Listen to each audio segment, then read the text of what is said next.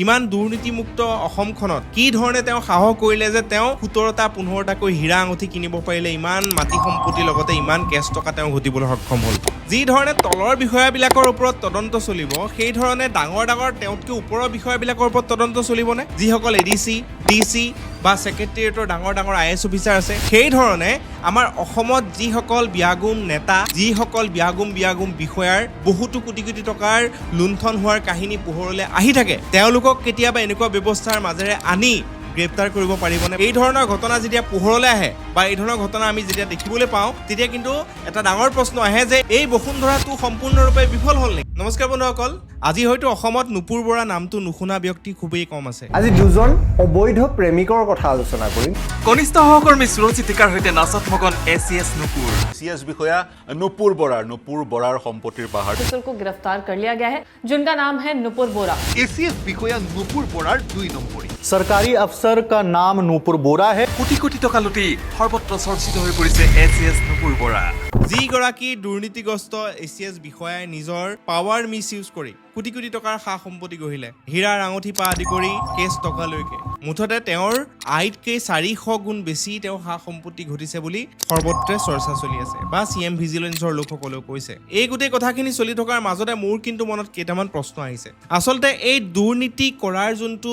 লালসা বা যোনটো মনোবৃত্তি, সেইটো আচলতে মানুহৰ কেনেকৈ আহে? এই বিষয়াগৰাকীৰ ক্ষেত্ৰতে কওক বা আমাৰ অসমৰ বহু এনেকুৱা বিষয়া আছে যিসকলে আচলতে কোনো ধৰণৰ টকা পইচা বা ঘোচ নিদিয়াকৈ হয়তো চাকৰি পাইছিলে, এনেকুৱা বহুতো বিষয় আছে, কিন্তু তাৰ পিছতো কিয় তেওঁলোকৰ মনত আচলতে লালসাটো আহিলে? প্ৰথম কথা ক'বলৈ হ'লে, আমি যেতিয়া সৰু ল'ৰা ছোৱালীক ভুলাবলৈ বা তেওঁলোকৰ সৈতে কিবা এটা কাম কৰাবলৈ চকলেট এটা অফাৰ কৰোঁ, আমি আচলতে সেই ঘোচ দিয়াৰ যোনটো প্ৰথা বা লালসা, সেইটো তেতিয়াৰ পৰা আৰম্ভ হয় আৰু সেইবাবে আমাৰ মানসিকতাত সেই বস্তুটো আচলতে সোমাই পৰে, সৰুৰে পৰা সোমাই পৰে। আমি যেতিয়া দেখি থাকোঁ যে কিবা এটা বস্তু দিলে কিবা এটা বস্তু পায়, তেতিয়া আমাৰ সেই মনত লালসাটো আমাৰো পাবলৈ আহি যায় যে আমিও কিজানি পাবলৈ পাৰোঁ। এতিয়া প্ৰথম কথা, এই দুৰ্নীতিগ্ৰস্ত যোনগৰাকী বিষয়াক লৈ পেলাই ইমান এটা ভাল সিদ্ধান্ত গ্ৰহণ কৰিছে বা CM ভিজিলেন্সৰ লোকসকলে যি ধৰণে 5 মাহ 6 মাহ ধৰি পেলাই তেওঁৰ ওপৰত তদন্ত কৰি শেষত তেওঁক গ্ৰেপ্তাৰ কৰিছে। যি আমি 6 মাহৰ পৰা তেওঁৰ ওপৰত আমি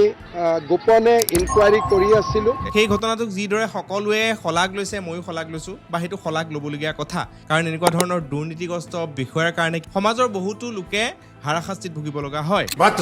আমি দেখি আহিছোঁ। কিন্তু এইখিনিতে আৰু এটা প্ৰশ্ন উঠে যে এই বিষয়াগৰাকীয়ে আচলতে যে দুৰ্নীতি কৰিলে, যোৱা 6 বছৰ ধৰি যি ধৰণৰ দুৰ্নীতি কৰিলে বা লাষ্ট 2-3 বছৰ হ'লেও যি ধৰণৰ দুৰ্নীতি কৰিলে, এই দুৰ্নীতি কৰিবলৈ আচলতে তেওঁ কোনে উৎসাহিত কৰিলে বা কাক দেখি পেলাই তেওঁ দুৰ্নীতি কৰিলে? যিহেতু আমাৰ অসম চৰকাৰে এইটো দাবী কৰি আহে যে আমাৰ অসমখন দুৰ্নীতিমুক্ত হ'ল, ইমান দুৰ্নীতিমুক্ত অসমখনত কি ধৰণে তেওঁ সাহস কৰিলে যে তেওঁ 17টা 15টাকৈ হীৰা আঙুঠি কিনিব পাৰিলে, ইমান মাটি সম্পত্তিৰ লগতে ইমান কেছ টকা তেওঁ ঘটিবলৈ সক্ষম হ'ল? কেনেধৰণে আচলতে সম্ভৱ হ'ল? এইটো এটা কিন্তু ডাঙৰ প্ৰশ্ন নহয়নে? এতিয়া দ্বিতীয় কথা, যি ধৰণে এই বিষয়াগৰাকীক গ্ৰেপ্তাৰ কৰা হ'ল বা তেওঁৰ ওপৰত তদন্ত চলিলে আৰু তেওঁৰ লগতে এজন লাটমণ্ডল বা সেই অফিচৰ কিছু বেলেগ বিষয়া হয়তো গ্ৰেপ্তাৰ হ'ব বা তেওঁলোকৰ ওপৰতো তদন্ত চলিব। যি ধৰণে তলৰ বিষয়াবিলাকৰ ওপৰত তদন্ত চলিব, সেই ধৰণে ডাঙৰ ডাঙৰ তেওঁতকৈ ওপৰৰ বিষয়াবিলাকৰ ওপৰত তদন্ত চলিবনে? যিসকল এডিচি, ডিচি বা ছেক্ৰেটেৰিয়েটৰ ডাঙৰ ডাঙৰ IAS অফিচাৰ আছে, যাৰ তলত আচলতে এই দুৰ্নীতিবিলাক হৈ থাকে, যাৰ ছত্ৰছায়াত আচলতে এই দুৰ্নীতিবিলাক হয়।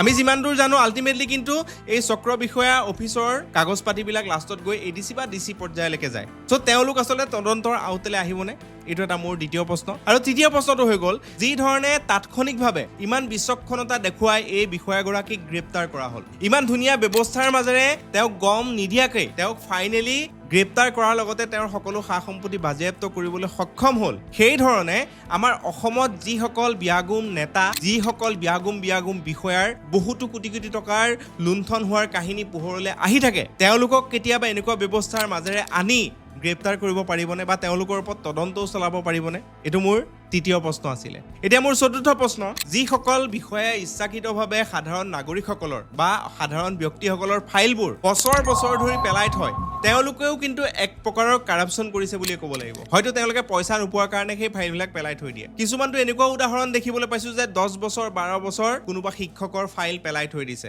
কোৰ্টে অৰ্ডাৰ দিয়াৰ পিছতো হয়তো সেই ফাইলবিলাক মুকলি কৰি দিয়া হোৱা নাই। সেই বিষয়াগৰাকীৰ ওপৰত বা তেনেকুৱা ধৰণৰ বিষয়াৰ ওপৰত কিবা তদন্ত কৰি তেওঁলোকৰ ওপৰত শাস্তিমূলক ব্যৱস্থা গ্ৰহণ গ্ৰহণ কৰা হ'বনে 6 মাহ 7 মাহৰ পৰা তেওঁৰ ওপৰত চকু ৰাখিছিলে তেওঁৰ ওপৰত তদন্ত চলি আছিলে কিন্তু শেষত গৈ এনেকুৱা এটা সময়ত তেওঁক গ্ৰেপ্তাৰ কৰা হ'ল যোনটো সময়ত আচলতে অসমত বেলেগ ধৰণৰ কিছুমান হট নিউজ চলি আছিলে ইয়াতে কিছুমান প্ৰশ্ন আহে যে এই বিষয়সমূহ আচলতে সেই সঠিক সময়ত উলিয়াবৰ কাৰণে কিছুমান অস্ত্ৰ হিচাপে ৰাখি থয় নেকি এতিয়া মোৰ শেষৰটো প্ৰশ্ন যে অনলাইন ব্যৱস্থাৰে বসুন্ধৰাৰ নামত যি ধৰণৰ এক ব্যৱস্থা আনিবলৈ বিচাৰিছিলে বা ৰিফৰ্ম আনিবলৈ বিচাৰিছিলে য'ত নেকি দুৰ্নীতিমুক্ত আমাৰ এটা চাৰ্কুল অফিচাৰ বা মণ্ডল অফিচ গঢ়ি তুলিব বুলি চৰকাৰখনে দাবী কৰি আহিছিলে যাক আচলতে আমি সকলোৱে ছাপোৰ্ট কৰিছিলোঁ আমি আশাৰ এটা ৰেঙনি দেখিছিলোঁ যে এই অসমৰ হয়তো আটাইতকৈ দুৰ্নীতিগ্ৰস্ত অফিচটো আজি অলপমান স্বচ্ছতাৰে কাম কৰিবলৈ আৰম্ভ কৰিব কিন্তু আল্টিমেটলি কিন্তু এই ধৰণৰ ঘটনা যেতিয়া পোহৰলৈ আহে বা এই ধৰণৰ ঘটনা আমি যেতিয়া দেখিবলৈ পাওঁ তেতিয়া কিন্তু এটা ডাঙৰ প্ৰশ্ন আহে যে এই বসুন্ধৰাটো সম্পূৰ্ণৰূপে বিফল হ'ল নেকি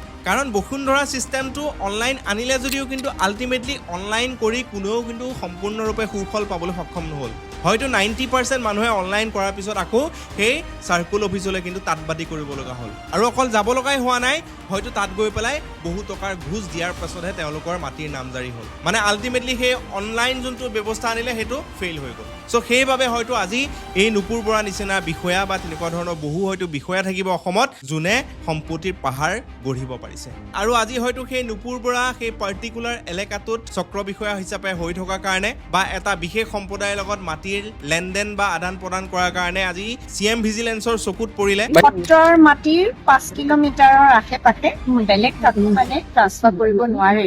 তেনেকুৱা গভৰ্ণমেণ্টৰ অৰ্ডাৰ এটা আছে বেন আছে কিন্তু তেওঁ সেই বেনটোৰ কথা নামানি তেওঁ বেলেগ সম্প্ৰদায়ৰ মানুহক ট্ৰান্সফাৰ কৰি দিছিলে বা তেওঁলোকৰ দৃষ্টিগোচৰ হ'ল বা তেওঁলোকে তদন্ত কৰিলে এনেকুৱা হয়তো বহুতো শ বিষয়া আছে যিসকলে আজিও সেই ধৰণে পইচাৰ আদান প্ৰদান কৰি তেওঁলোকে লেনদেন কৰি পেলাই ঘুষ লৈ এই মাটি নামজাৰি বা তেনেকুৱা ধৰণৰ কামবোৰ কৰি আছে তেওঁলোক চকুত অহা নাই কাৰণ তেওঁলোকে হয়তো তেনেকুৱা ধৰণৰ বিশেষ চকুত পৰা কাম কৰা নাই চ' এই বিষয়টো লৈ আপোনালোকে কি ভাবে আপোনালোকে তেনেকুৱা ধৰণৰ ঘটনাৰ সন্মুখীন হৈছে নে নাই জনাব কাৰণ মই নিজে এই গোটেই ঘটনাবোৰৰ ভুক্তভোগী মই মিউটেশ্যন কৰিবলৈ 2-3বাৰ মই ট্ৰাই কৰিলোঁ মাটিৰ নামজাৰি অনলাইন বা পাৰ্টিশ্যনৰ কাৰণে 2-3বাৰ মই অনলাইনত এনেই পইচা ভৰিলোঁ কিন্তু আল্টিমেটলি আজিলৈকে 3-4 বছৰ হৈ গ'ল কোনো ধৰণৰ সুফল নাপালোঁ আপোনালোকে এই গোটেই ঘটনাবোৰ লৈ বা এই গোটেই ব্যৱস্থাটো লৈ পেলাই কি ভাবে কমেণ্টত জনাব পাৰে আৰু এই মোৰ প্ৰশ্নকেইটাৰ উত্তৰ যদি কাৰোবাৰ হাতত আছে মই দিলে নথৈ আনন্দিত হ'ম ধন্যবাদ